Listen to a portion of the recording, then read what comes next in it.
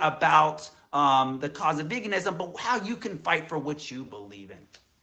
So let's break it down. Thank you guys, by the way, for all the gifts. I very much appreciate it. Jay, thank you for being here. Thank you for recording this show.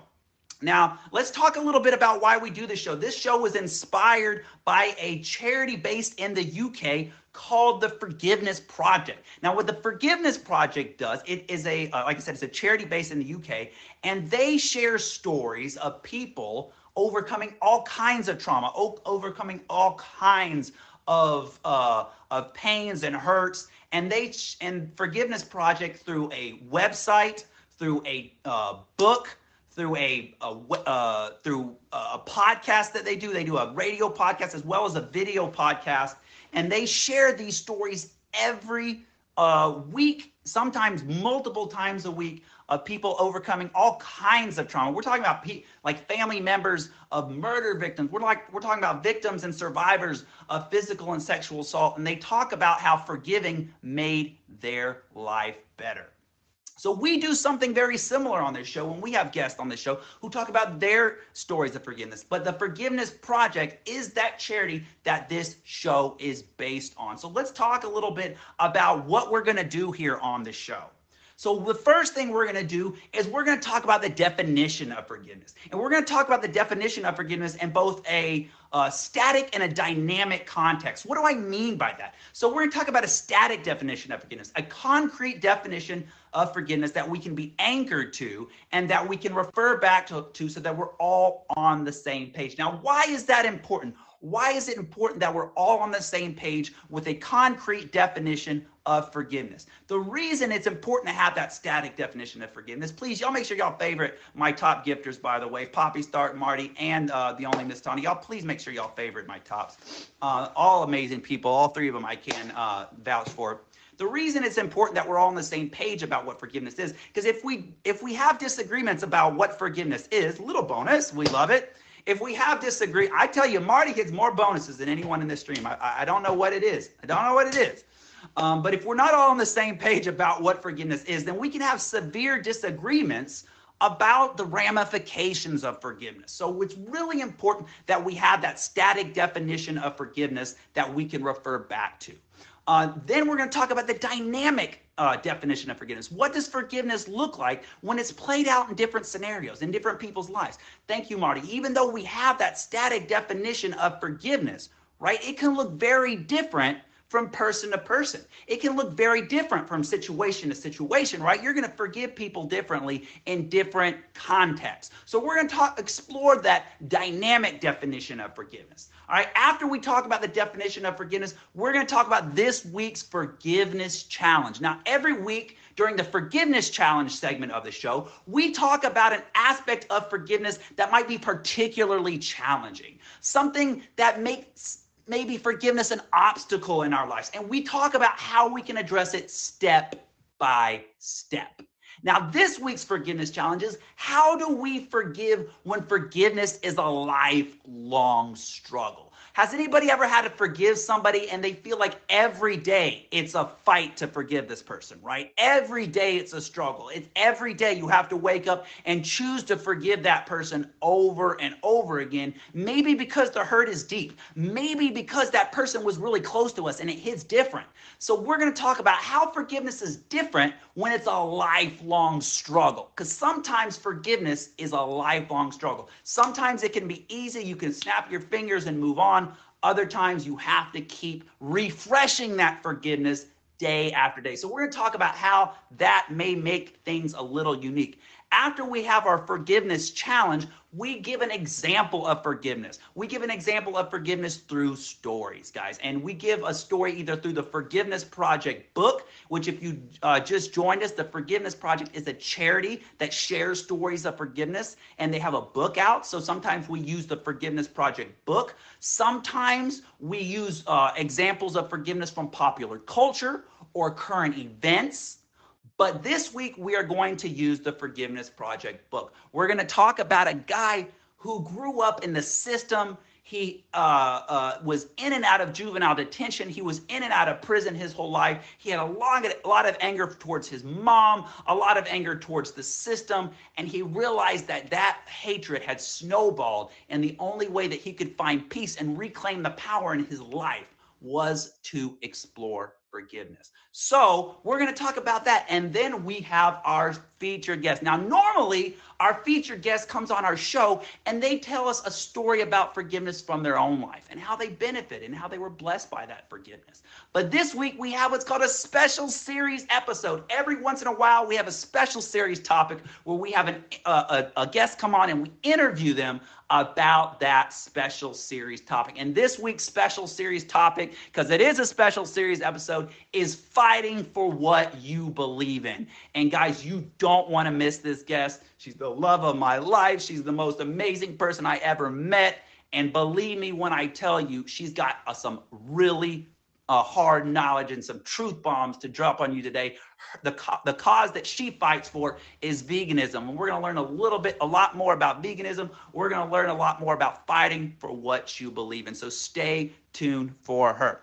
Last thing I'm going to say before we get started, we are running a little bit behind because we did have to restart. So I do apologize about that. Last thing I'm going to say is thank you in advance for all the gifts, guys. And thank you retroactively because we've already received 42,000 diamonds this stream. Thank you guys so much. Your gifts allow this content to continue every week. It allows me to continue having my top badge so we can continue promoting the wonderful and loving vibes that we promote all across this app every day. And please know, guys, that thank you.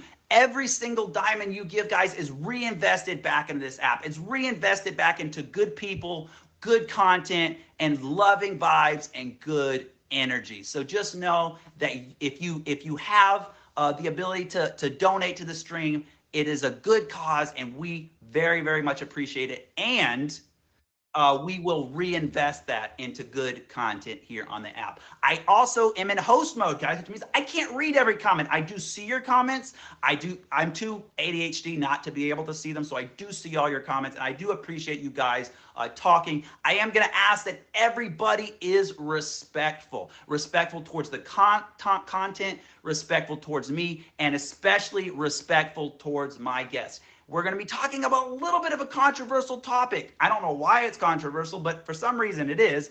But we are going to be respectful to my guests. If you are not respectful to my guests, there is a zero tolerance policy today. If you're not respectful to my guests, if you're not respectful to her position, you will be escorted out. But we don't anticipate any of that. We all know everyone's going to be respectful. We're all going to be on our best behavior, and we have admins to ensure that. So let's go ahead and get started. Let's get started, as we always do, with the definition of forgiveness. Now, if you're just joining us, this is Forgiveness Culture. Every single week we talk about the hope and the peace and the power that can be found in forgiveness. So let's talk about that static definition of forgiveness, a definition of forgiveness that we can be anchored to and refer back to throughout the content here today. So here's the definition of forgiveness for the purposes of this show. And it's very similar to any definition you find in the dictionary, Merriam-Webster's, dictionary.com. It's very, very similar, but we fine tune it for the purposes of this show.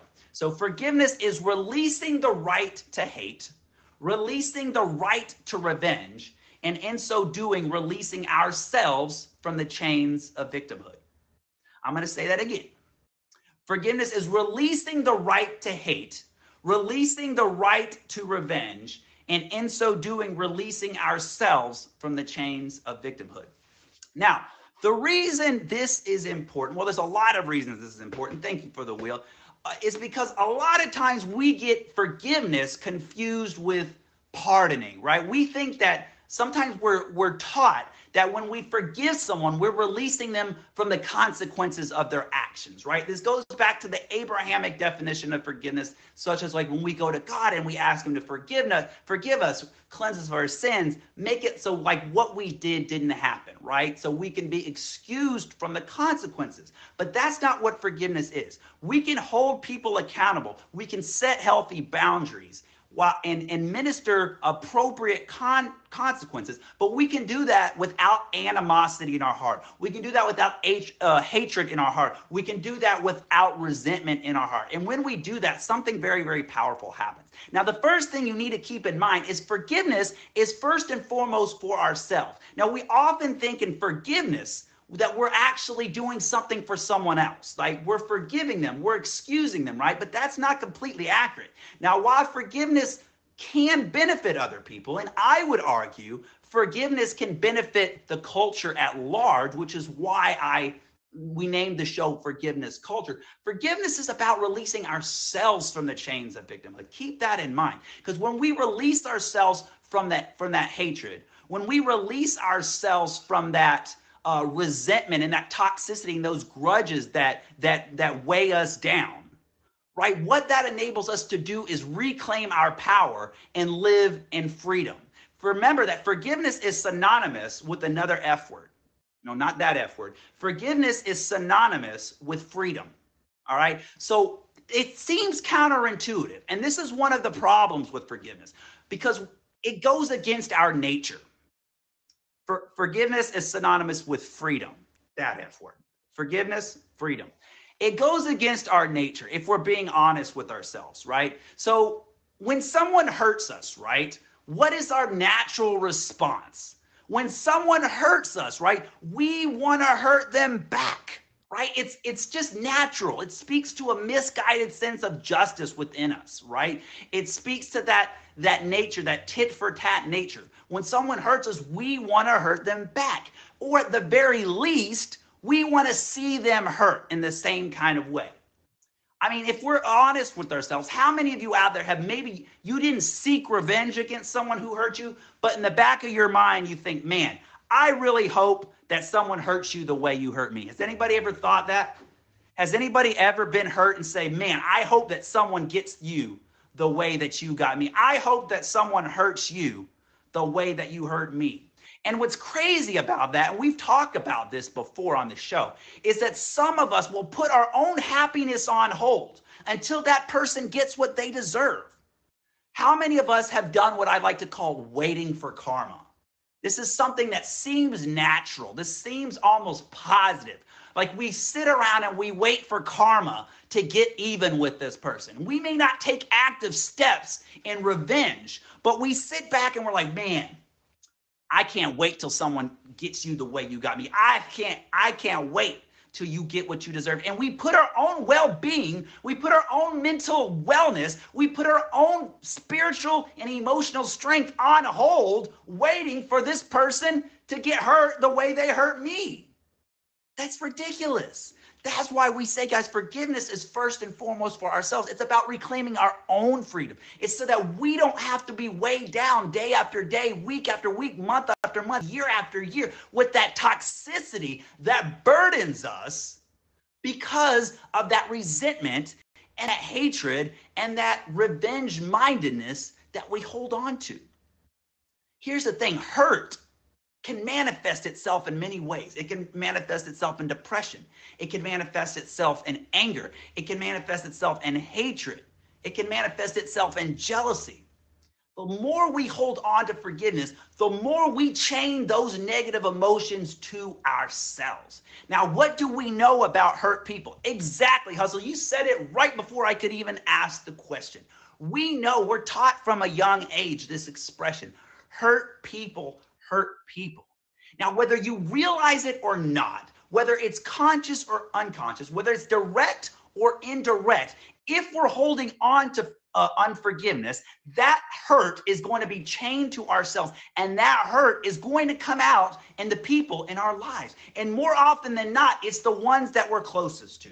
It's the ones that we interact with on a daily basis. This could be our coworkers, our parents, our kids, our boyfriend, our girlfriend, our husband, our wives. It could be our best friends. And whether you realize it or not, and whether you believe it or not, that hurt and that unforgiveness is going to manifest itself. And you are going to hurt other people because you're holding on to that unforgiveness. How many of you guys have met someone and they're just miserable all the time? It's like, and you don't even, they don't even know why they're miserable. And you ever met someone like that? It's just, they're always in a bad mood. They're always negative. No matter what they say, they're always grouchy. They always got something negative to say. They're always getting angry. They're always being short-tempered. More often than not, that's someone who's holding on to at least one piece of unforgiveness. Often these people are unforgiving people in general, and they're holding on to that unforgiveness, and it's making them more and more miserable. And as we're going to see in this week's forgiveness example, that unforgiveness can snowball and misery can compound on itself. You know, it starts off maybe as one situation, but your hurt that you're holding on to ends up hurting someone else. And then that snowballs and it snowballs and it starts building on top of each other. And if you're not careful, you can become a miserable person and you don't even know why you're miserable anymore. And here's the crazy part about all that is that when we're holding on to that hatred, right? You think of that person, maybe it's Johnny, right? Johnny hurt you real bad and you walk around every day. Maybe you don't think about it all the time, but you walk around every day with hatred towards Johnny. God, that Johnny, hate that guy. Such a, you know what? God, I hope he gets what he deserves. And here's the thing. Do you think that Johnny is out there in the universe going, whoa, I can really feel more hating me today? Whoa. You think this ain't the Force? All right, this ain't Star Wars.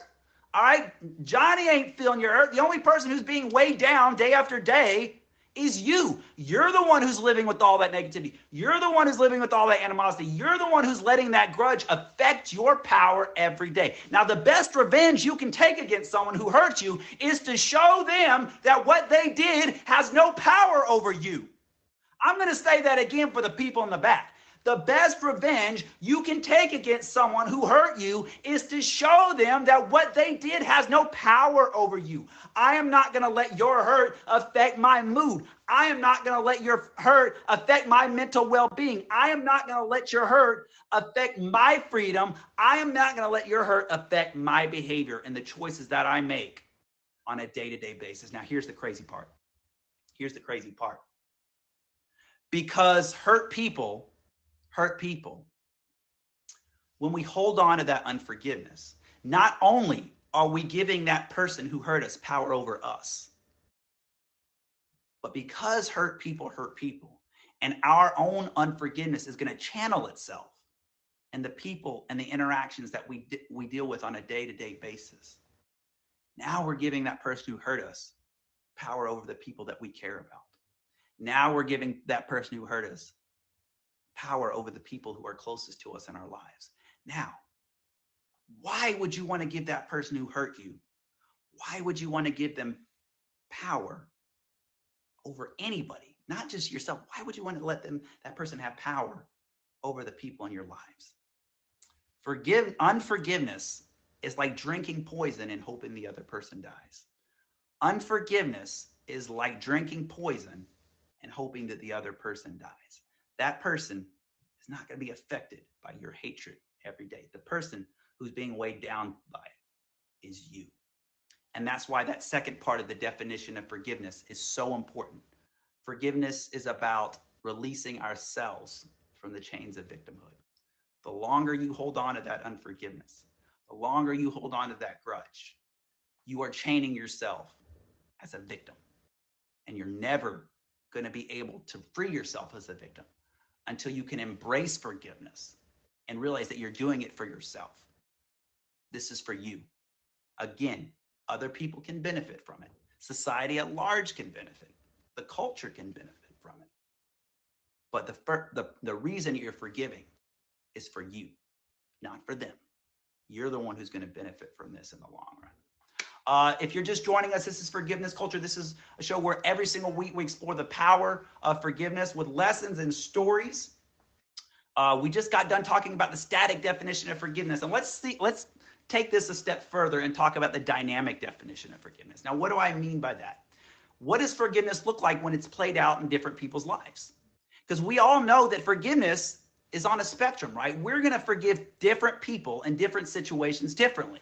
Right? We're going to forgive people differently who are very, very close to us than maybe a stranger, right? We're going to forgive someone very differently who maybe makes a snide comment to us at work than somebody who commits an assault against someone we love, right? So this is on a spectrum. And the thing about forgiveness that I want to remind you of, guys, is just because we're forgiving, we're not releasing that person who hurt us of the consequences of their actions.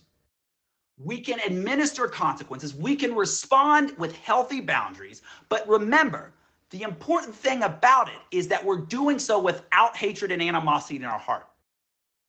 We're doing so with a focus on self-love as opposed to revenge. Okay? Now, an example I give, and everybody is different and every situation is different. An example I always like to give of how the dynamic aspect of forgiveness exists on a spectrum is when someone you're in a relationship with cheats on you, right?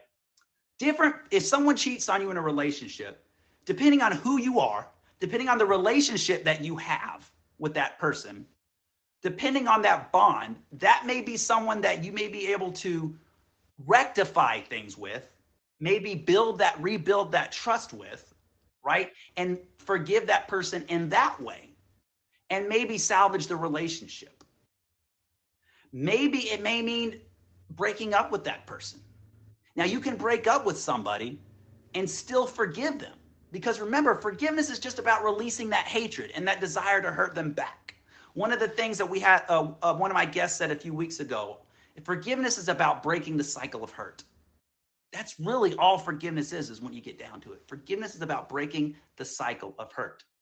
Now, how can you say I can break up with someone and still forgive them? If I'm breaking up with them, doesn't that mean I don't forgive them? No. Because think about it this way. You can say, you know what? You're no longer going to have access to my life. I don't wish you harm. I wish you well. But just because I want you to eat doesn't mean I want you at my dinner table, right? And just because I don't want you at my dinner table doesn't mean I don't want you to eat anymore. Just because you forgive someone doesn't mean you continue to give them access to keep hurting you. Keep that in mind. Just because you forgive someone doesn't mean you continue to give them access to hurt you. Now, when we're giving a response in forgiveness, where we're giving a response to someone who hurts us, one of the biggest questions we can ask ourselves is what we're doing giving them a natural consequence, or are we seeking revenge? Am I doing this in response to the hurt because I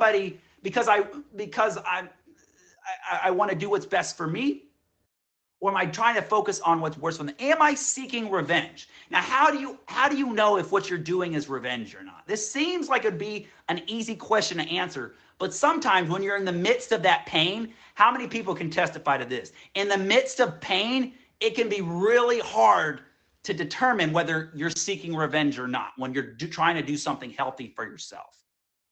Does anybody know what I'm talking about? So here's a question to ask yourself. Am I doing what's best for me, or am I doing what's worst for them? Because if I'm doing what's best for me, then I have a focus on self-love. If I'm doing what's best for me, I have a focus on healthy boundaries. If I'm doing what's best for me, then I am responding in a forgiveness mindset. But if I am doing what's worst for them, if my focus is what's on worst for them, how can I administer the most amount of hurt? That's a revenge mindedness. Your focus then is on inflicting pain on that person. Now, I'm going to kind of move on, guys, because we are running behind. Welcome to Forgiveness Culture. Every week we talk about the hope and the peace and the power that can be found in forgiveness. We are running a little bit of behind. We just got done talking about the static and dynamic definitions of forgiveness. Now we're going to talk about this week's forgiveness challenge. Now, during the forgiveness challenge segment of the show, we will talk about we talk about an aspect of forgiveness that may be particularly challenging. We talk about an aspect of forgiveness that may be an obstacle. This week's forgiveness challenge that we're going to address is, how do we forgive when forgiveness is a lifelong struggle? Now, sometimes, guys, when we forgive someone, it's a one and done thing, right? We can forgive them. We let go of that hatred. Thank you, Nima. We let go of that animosity, and we're able to move on with our lives. But sometimes forgiveness is an ongoing fight. And in the spirit of fighting for what we believe in, which is what today's special series topic is all about, How do we forgive, and what special steps do we need to address when forgiveness is an ongoing fight day after day? Maybe this is someone who hurt you really deeply. Maybe this is a parent. Maybe this is a sibling. How do we forgive when it's an ongoing struggle day after day? So I'm going to give you 4 steps that can help you address a lifelong forgiveness struggle. The first thing we need to do, guys, is we need to prioritize our healing, okay? If that forgiveness is so difficult, if that hurt is so deep that you have to fight day after day to forgive that person, then that's indication of a traumatic and significant pain. You need to make sure you're healing from that. Good listener, thank you. Now, forgiveness is an aspect of that, but there's, as you guys know, anyone who's ever had to heal from something really, really painful. Thank you, good listener. There's a lot of steps in forgiveness. In the healing, and I'm not going to go into all the steps tonight. But the first thing you need to do, if a forgiveness is that challenging, you need to prioritize your healing. The second thing you need to do is you need to find your boundaries, okay? Now, if this is somebody that you have to interact with on a day-to-day basis, this is someone who may be very close to you, maybe it's a family member, maybe you need to re-examine the dynamics of that relationship. Good listener, thank you. So you may need to administer some healthy boundaries in that relationship if the pain is that deep that forgiveness is a day after day lifelong struggle. Guys, for lifelong forgiveness struggles mean that pain is very, very deep. So make sure you are giving healthy boundaries towards that person who hurt you. Maybe it means cutting them out of your life completely. I don't know. But make sure you are administering those healthy boundaries. Okay, the third thing you need to do, guys, is when forgiveness is a lifelong struggle, thank you so much, good listener. You need to develop and maintain healthy relationships. Guys, I cannot stress this one enough. If you are struggling with forgiveness on a day after day basis, if you are struggling to maintain that positive, freedom-minded attitude, you need to have solid relationships in your life. Even if you're an introvert, even if you're one of those people who keeps to themselves, it's so important that you have healthy relationships, if for no other reason that you know what a healthy relationship looks like and feels like. It's so important to have at least one, I would argue 2 or 3 healthy relationships in your life. If you don't have healthy relationships in your life, then you are going to be susceptible towards people hurting you again, because you don't have that model of what a good, healthy, positive, encouraging, supportive relationship looks like. Of course, Nick. And the last step, guys, step number 4, is consider professional help. If this hurt, if this pain is so deep that forgiveness is a lifelong struggle for you, consider speaking with a therapist. Consider speaking with a counselor. There is no shame in this. There is nothing wrong with you if you need help. Sometimes that therapist can give you that perspective you need to connect those dots so that you can reclaim your independence and your freedom and your healthy mentality. So in review, prioritize your healing, find and administer healthy boundaries, develop and maintain healthy relationships, and consider getting professional help, guys. Thank you for joining Forgiveness Culture, guys. Every week we talk about the hope and the peace and the power that can be found in forgiveness. Thank you so much for to my gifters. I want to go ahead and shout out my top 4 for the stream. Forgiveness Culture Bouncer, Tawny, Good Listener, Marty, and Poppy Stark, all coming in, giving amazing support to the stream. Thank you so much, guys, for your support. Your support allows me not only to keep my top badge, but allow this content to continue. So thank you for supporting this show. We talked about, what have we done already? We've talked about the static and static and dynamic definitions of forgiveness. We've talked about this week's forgiveness challenge. How do we forgive when it's a lifelong struggle? We're going to go now into our forgiveness example. And then in just a few minutes, guys, we have our guest for our special series episode. Now, guys, normally when my guest comes on, we have them share a story from their life about forgiveness. But every once in a while, we switch things up and we have a topic that our guests are interviewed on. And this week's topic is, in our special series episode, is fighting for what you believe in. And our wonderful, beautiful, amazing, love of my life guest, Annie, is going to come talk about the cause that she believes in, which is veganism. And she's going to teach us about that and how we might be able to fight for what we believe in and the importance of what her cause is. So y'all stay tuned. But before that, let's go and do this week's forgiveness example. This week's forgiveness example comes from the Forgiveness Project website. If you guys don't know about the Forgiveness Project, it is a charity based in the UK. This show is modeled after that charity. So this week's forgiveness example comes from the Forgiveness Project. Let me pull it up right here. And it's a story about a guy named Gethin Jones. Now, Gethin had some behavioral problems growing up. At first, they were nothing significant, all right? But his mom had some mental health stability problems, and she did not know how to correctly handle Gethin's behavioral problems.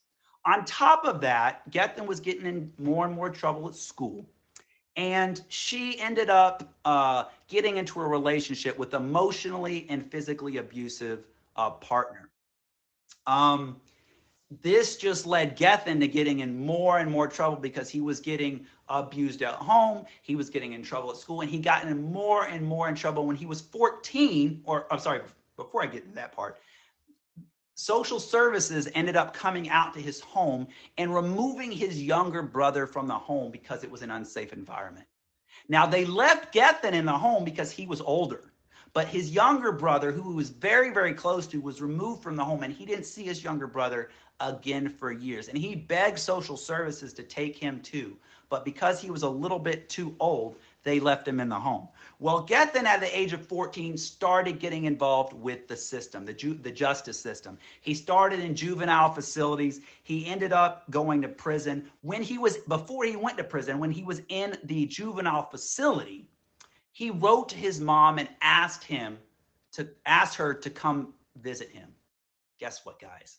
His mother never came to visit him when he was in the juvenile facility. She never even bothered to give him a call. If you guys think this helped Gethin's behavior out at all, no, that really hurt it and made it worse. So then he started to deteriorate even more.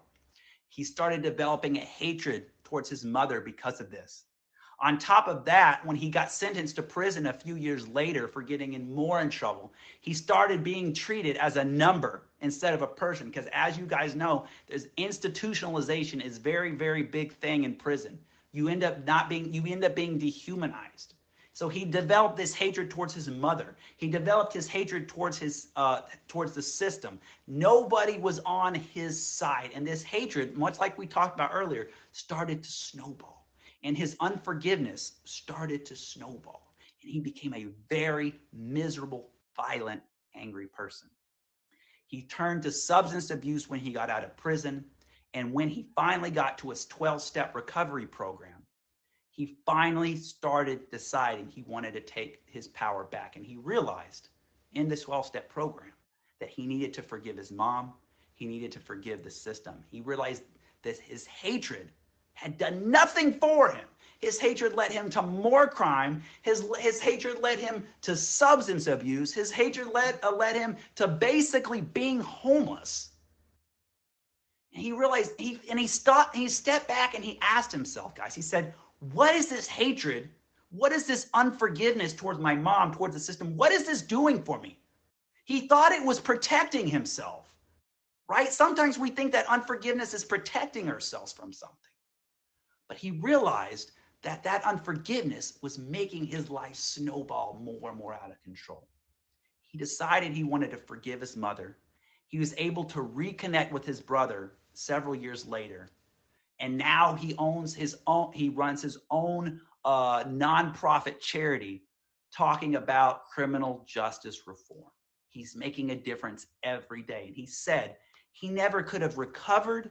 He never could have gotten out of prison, much less been the advocate that he is now if he hadn't forgiven his mom and forgiven the system. But the part of the story that sticks out to me the most, guys, is when he asked himself, what is this unforgiveness doing for me? And if you're holding on to unforgiveness in your life, guys, I encourage you to ask yourself that question. What is unforgiveness doing for me? Thank you, Blake. Big Blake coming in here. Y'all make sure y'all favorite Big Blake. And hey, it's his birthday Saturday. Y'all make sure to stop by his stream as well. All right, guys, what have we done so far? Let's recap. We talked about the static and dynamic definitions of forgiveness. We talked about this week's forgiveness challenge. How do we forgive when forgiveness is a lifelong fight? Then we talked about this week's forgiveness example in Gethin Jones, who had to learn how to forgive his mother and forgive the criminal justice system. And now he's an advocate for criminal justice reform. What a powerful story in Gethin Jones. I encourage you guys to read more about his story. His name is Gethin Jones, Gethin, last name Jones. It's an amazing story. I had to truncate it for time. But now, guys, also, I missed, where did my questions go? Give me just a second. All right, guys. Now, as you guys know, during the guest part of the show, guys, we have a guest come on every week talking about their own story of forgiveness. And they talk about how that forgiveness made their lives better. And now I have to find my, okay, here we go. We're back. Now we have a guest come on our show every week and talk about their own forgiveness story and how that forgiveness in their life made their life better. But every once in a while, we have a special series episode. And tonight is one of those nights. Now, man, y'all are in luck. Because this week's special series topic is fighting for what you believe in. And our guest tonight, she's the love of my life. She's the most amazing person I've ever met. And she's going to be talking about the fight that she believes in, which is veganism. So Annie, whenever you're ready, you can request that box. Now, a few ground rules before we get started, guys. Now, I realize that the vast majority of us here are probably not vegans, all right? I am. I know Beth is. Of course, my guest is. But we are going to be very respectful towards what she's sharing here tonight. I don't want to hear any kind of jokes about veganism. I don't want to hear anything disrespectful towards animals. If you do that, you will be asked to leave. We're going to respect our guest and respect what she's going to share with us. So guys, please, without further ado, welcome the love of my life and our guest tonight. Awesome. Hi. What's up? Can you hear me? Do you guys see her? Wow, very little. Do you guys see her? Wait, you guys can see me? What you happened? cannot. Oh, he can't see me. What happened? Yeah, I'm real. Wait, I'm here. Am I still live? He can't see me at all. Really? Oh, wow. Am I still live? Can you guys hear me? Okay. And you're very good. What's going on? Thank you. Thank you very much. Okay. Oh, guys, can you hear me? Like. Okay. I don't see. Okay, our box. Wait a minute. Okay, let's start this again. Okay. Okay. Of course, there are technical difficulties when we have our most amazing guest ever. All right, Annie, if you could request the box again. Okay, so I don't see Annie in the box. Great. Okay, so this is not going to work. Okay. You can see me. We can see. I can't see you, but. Really? Jesus. Yeah, this is really. Oh. Okay, so I'm so sorry. We are going to have to restart. I'm very sorry. Let me try to. Oh, I have to talk to him. I will close the app and come back. Wait a minute. Okay. My screen is frozen. Let me try. Actually, I have an idea. Guys, please stand by. We do apologize for the technical difficulties. Let me try something real quick.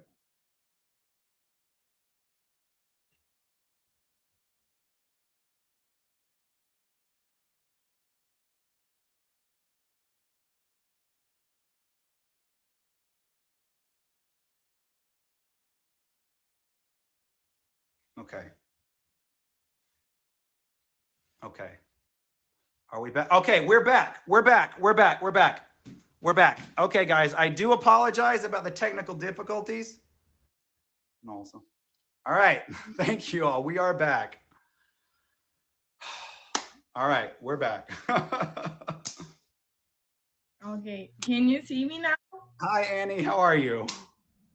Oh, hi, no, wait, hi, More. Oh, Guys, that's welcome. This is the love of my life. She's also our guest for this week, and she is talking about the topic of fighting for what you believe in. Y'all, please make sure y'all favorite her. Please feel free to gift her, and she's going to be joining us here today. So today we're talking about fighting for what you believe in, and the cause you fight in is veganism. But before we get started, could you just take a minute and, for those who don't know you, introduce yourself, tell us a little bit more about yourself. Yeah, of course. Hi, everyone. My name is Annie. I live in Brazil in a small town, and now I work as a teacher, but I have a degree as a librarian, and that's it. Yeah, and so the cause that you fight for, and I do apologize about our technical difficulties, is veganism. So we're going to learn a little bit more about that tonight, guys. So Annie, tell me, how long have you been vegan?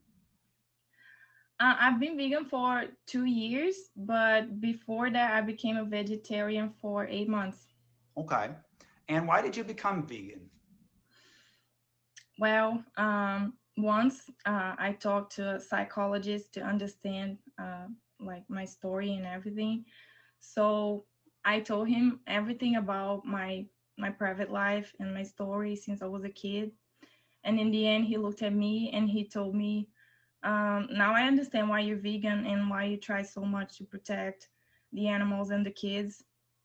He told me that because I've suffered so many abuse. I'm not gonna get into details, but I was like from 5 to 8 years old, and I didn't have the right to defend myself or protect myself because the adults they threatened me, and I couldn't do anything. So that's exactly how animals they are treated by people in the industry since they were born. So inside those places like a slaughterhouse, they can't escape. They don't have a choice.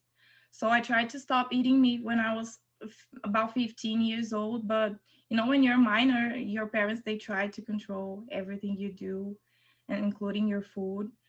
And I've had this thought with me for a long time, about animals and the planet. So a few years ago, I started to search everything about the meat, dairy, and egg industry, and I realized that they are treated like trash. They can't escape, but they cry, they feel, and they bleed just like us. So I started to think about all the superior thoughts that humans have above all the other species, and why do men think they are better than the rest? And what what would they do? Like, what will happen if we started to, protect all the sentient beings? Would the world be a better place if we start to respect them, like all of them? That was when I became a vegan. So it's obvious that animal rights are very important to you. Why do you think animal rights are so important? Well, animal rights are important because animal abuse is wrong. Like, they deserve their rights. It's not just about pets. And all the animals are sentient beings. They all feel pain. It's hard, right, to think about this because humans they can't even respect their own kind. We do war, and they slave people. They do terrorism.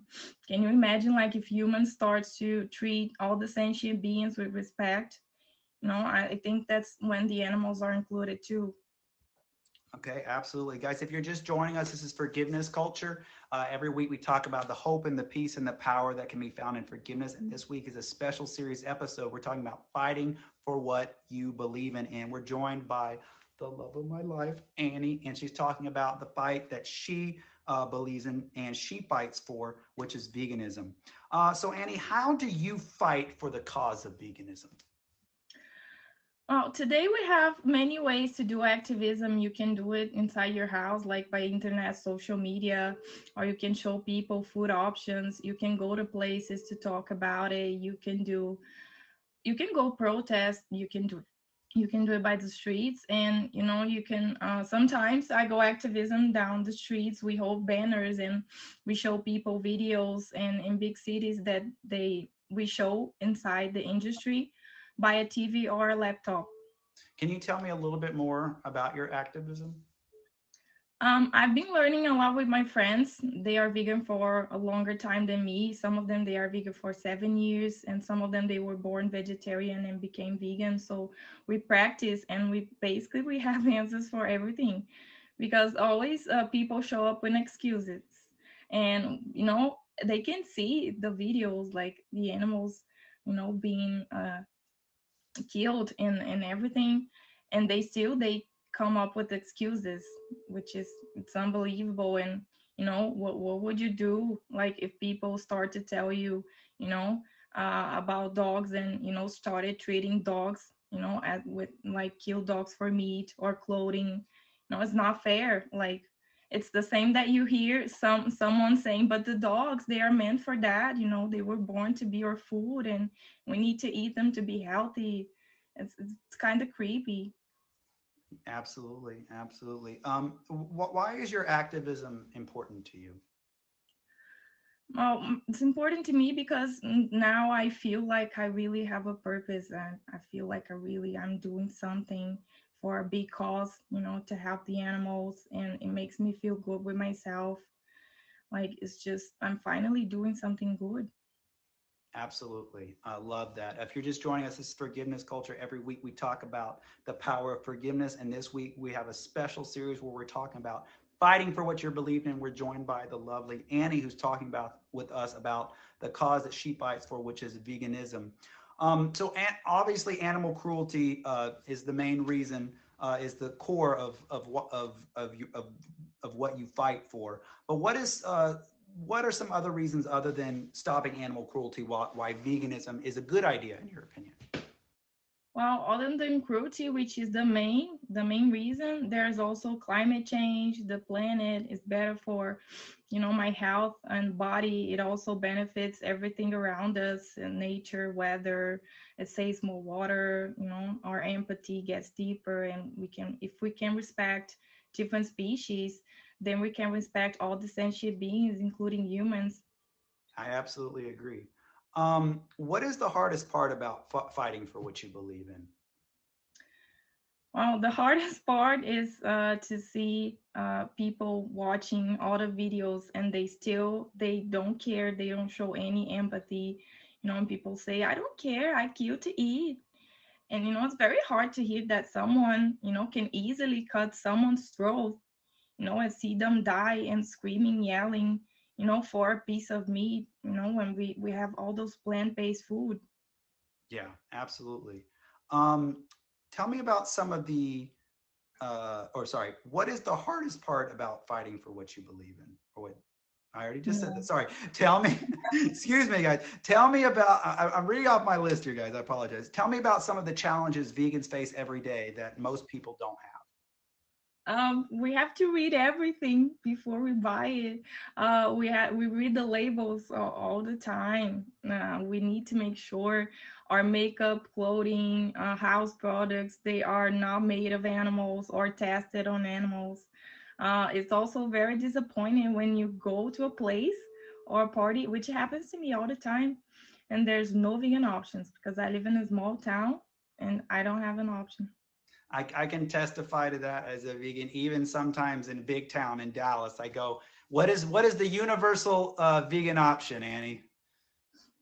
French French fries. fries. Yes, French fries. Even Tawny knows the French fries. That's the universal Okay. vegan option. And I can tell you from personal experience, like after looking at those nutritional labels, and you like sometimes you get excited because you see something. Oh, I really want to try that, and you look at the label, and you're like, milk, eggs, and Mhm. yeah, it's very annoying. What do you think is the biggest misperception about veganism? The biggest misperception is the respect. I think it's like when, people keep making jokes about it. We have an everyday fight to end up the animal slavery. It's the same if you go to a homosexual person and, say gay jokes, or if you go to a black person and you start making racist jokes. It is not funny. We feel bad about it. And which is, it's not a joke at all. People don't realize that they are making fun of the biggest holocaust, and making fun of cruelty, and millions of animals dying per day. Absolutely. Um, what are some other things that you feel that people get wrong about veganism? Many people think veganism is a diet, which is not. I think it's vegetarianism or pescetarianism. That's how you call it. It's a diet, and I think diet is about just health and body, period. The healthy part for a vegan, it's a bonus. It's just a bonus. Oh my God, my computer. Okay.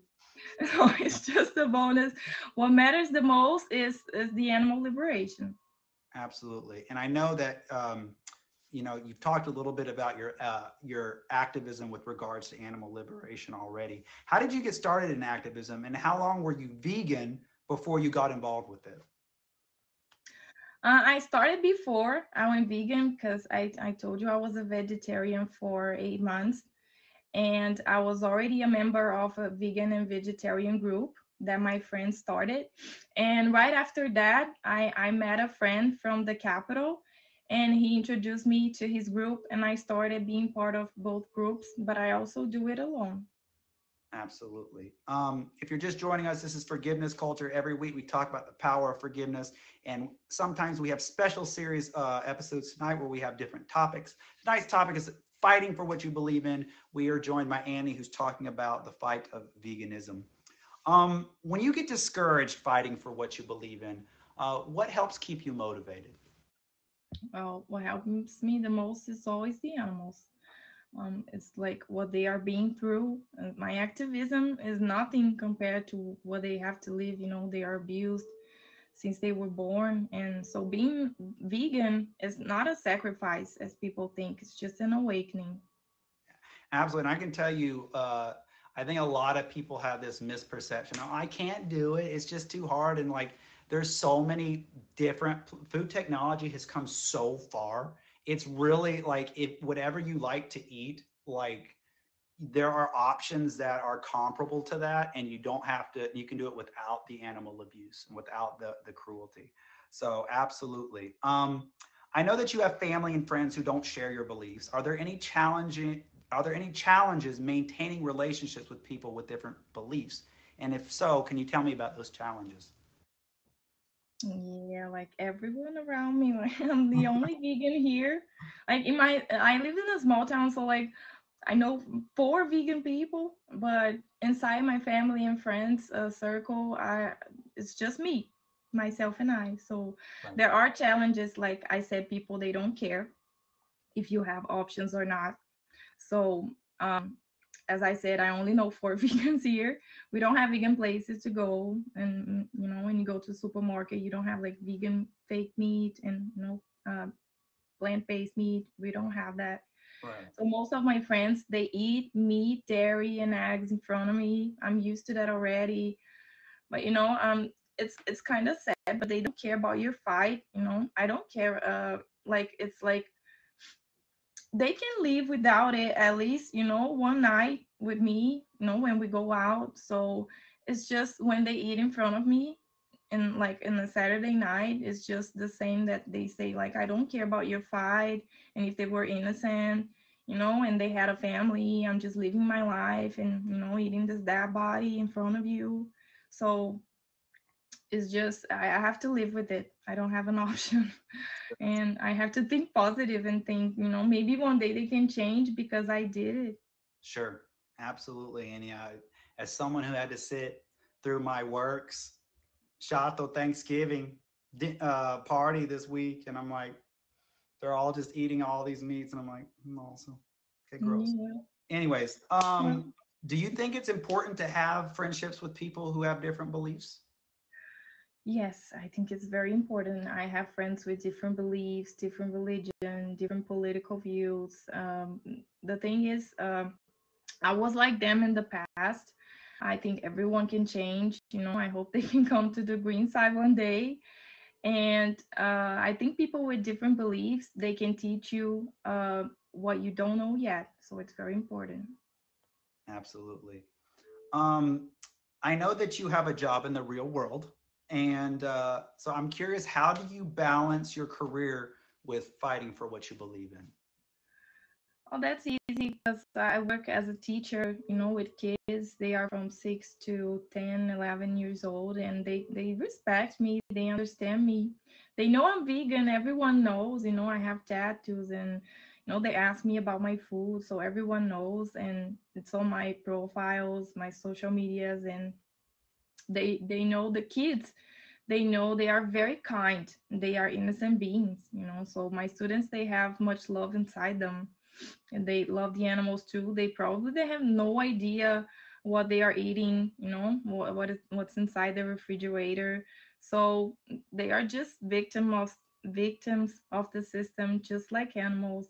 And sometimes they ask me about my life, about what I eat, and I just tell them what I feel, and most of them, they agree, and they feel sorry for the animals too. Absolutely. If you're just joining us, this is Forgiveness Culture. Every week we talk about the power of forgiveness. And this every once in a while we have special series topics. And tonight's topic is fighting for what you believe in. We're joined by the amazing and lovely Annie, who's talking with us about the cause of veganism. Um, Many people think that veganism is only about food. Why is that incorrect? And what other products, services, or ideas is veganism connected to? Veganism can benefit everything that exists, including nature. So we are connected to everything: people, body, mind, nature, climate change, the ocean, the air. So when you're vegan, you don't pay for products that they are tested on animals. We buy cruelty free, and there's also clothing. We don't pay for leather, only fake leather. We also don't support silk or wool. Wool. That's I got it. Okay, so we just make sure that we are not supporting cruelty. Because you can have all these products without paying for their death. Absolutely. Now, if someone's out there and they want to know more, what can people do and where can people go to learn more about veganism? You can go anywhere and watch it. You can have it for free on YouTube. On YouTube, you can watch Dominion, and there's also the Gary Yourofsky speeches. He's been a vegan activist since the 90s. So you can also watch it on Netflix, and there's also Prime Video. You can watch on Netflix. There's Cowspiracy and Seaspiracy, and about health, you can watch Game Changers. But there are others. If you type vegan, you can find many documentaries about it. Absolutely. What do you like best about fighting for what you believe in? I feel like like I said, I'm doing something good for a big cause, to have a purpose. So I think the future is vegan, and we need to stop this Holocaust. So, it's killing the planet too. Absolutely, sure. My last question for you tonight is what is your advice, whether it's veganism, whether it's a religious belief, maybe it's a cause towards children or poverty or the environment or whatever. What is your advice to someone who wants to get started fighting for something they believe in? Yeah, just don't mind about people, they don't pay your bills, and, we don't live in a bubble. Be proud of yourself and be proud of what you're doing and your actions. It's important to have a purpose and help others. It's never too late. Absolutely.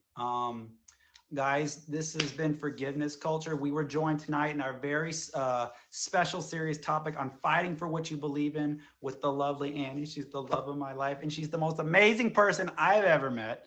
And she talked with us about fighting for the cause of veganism. Annie, just one more time, could you just reintroduce yourself and tell us who you are, a little bit more about yourself, and when can we find you live? Find me live like once in a month. Joking, no. Okay. Hi, my name is Annie. I'm a teacher in Brazil. I'm a Brazilian. I have 27 years old, and well, I'm dating. Dating. We are dating. That's how I say. Okay, I'm dating more. This hot guy. Y'all, please make sure y'all hit Annie with the favorite. Go check out her live streams when she goes live. Give her lots of gifts. And Maybe guys, next week. she is guys, she will always make you feel welcome in her stream. She's very, very funny. She's very, very welcoming. Annie, thank you so much for joining us here tonight. Thank you. No, thank you for inviting me. Okay. Okay, now it's my time to go. Like close. Yes. Okay, bye everyone. Have a good night. Oh, thank you, Matulum. Thank you. Hey, thank you. Wait, thank you, Sabrina. Guys, that was an amazing episode of Forgiveness Culture. If y'all didn't favorite Annie, please, please, please go and do so. Sabrina, thank you. Guys, what an amazing show. Loved hearing that. And maybe a little bit something for you guys to think about before Thanksgiving. Just throwing that out there. Something to think about before Thanksgiving. Guys, I've been vegan. I will tell you, I don't usually go in, and thank you, Sabrina. I don't usually take, I usually try to stay neutral during these special series topics and just let my guest do the talking. But I will just say one comment. Sabrina, thank you so much. I will say that as someone who was kind of introduced to the cause of veganism by Annie, and I started learning some more on my own, you would be shocked. I mean, I think we all know, Sabrina, thank you so much, on a cognitive level, that there's abuse going on in the meat industry. But I think you guys would be shocked if you did a little bit more research and learned about that. So just, I would consider just doing a little research. But anyways, we love you all. Thank you so much for joining. And Sabrina, thank you. Thank you. I'm going to have a little mustache here in a minute. Are you ready for it? Guys, thank you all for being here. Yes, 41.9. Thank you. Thank you so much, Sabrina. I do appreciate you, Sabrina. Thank you. You didn't have to do that. I really do appreciate it. Guys, we are going to be taking a break next week. There will be, it's me, Mario. Get it? Mario? Like, not Mario, but Mario. Oh, that's you. What was I talking? Oh yeah, we're gonna be taking a break next week, guys. Happy Thanksgiving to all of you guys. Remember this holiday is about gratitude and being thankful and being families. It's not about our very twisted and whitewashed history about, I'm not gonna go into that, but keep very in mind that the Pilgrims and the Indians did not get along, and there's a whole mass genocide that happened. So please focus on family and friends and Thanksgiving in terms of gratitude. But keep in mind that, there's a whole dark history that goes behind that. So just something to keep in mind. We are going to be back in 2 weeks, guys. We're going to be back in 2 weeks with our regularly scheduled format with, who I always love revealing our guests at the end of the show.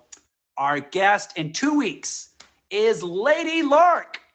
Now, I had the privilege of meeting Lady Lark at Playlist, and she's a former Miss Orlando pageant winner. She's a Disney enthusiast. She's got a wonderful energy, and she's got a great story about forgiveness to share with you guys. So you guys don't want to miss Lady Lark. Going to be here in 2 weeks. Y'all enjoy your holiday next week. Remember, guys, it costs nothing to be nice, and it's free to be kind. Treat other people with love and make the world a better place. Guys, if you can't make the world a better place, at least don't make it worse, okay? I love you guys. Bye.